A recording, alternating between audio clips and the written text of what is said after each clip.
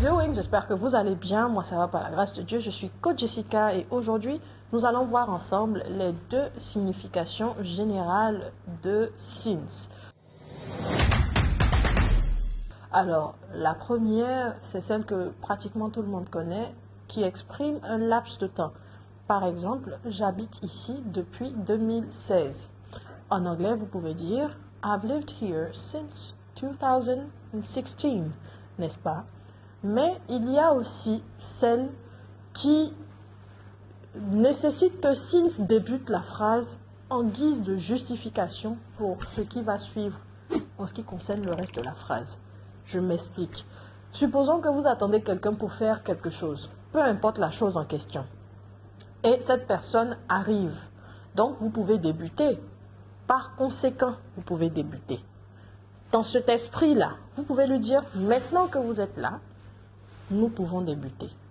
En anglais, ça donnerait, now that you are here, we can proceed or we can begin.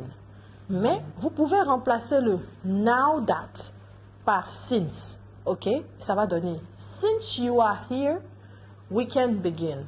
Donc, en réalité, c'est comme si le since justifie le we can begin. D'accord? C'est comme s'il remplace un peu un because. OK? Mais il doit débuter la phrase.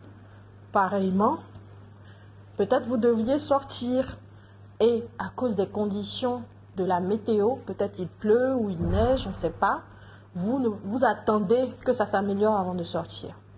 Donc, la pluie vous empêche de sortir.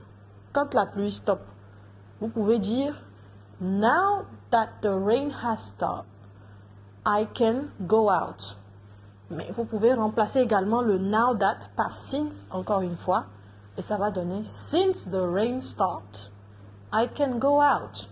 Je ne sais pas si vous comprenez un peu l'esprit de cette signification de « since ». Donc, vous pouvez retenir que on peut l'utiliser pour certes exprimer un laps de temps, mais on peut aussi l'utiliser en début de phrase pour justifier le reste de la phrase. J'espère que cette vidéo a été utile pour vous.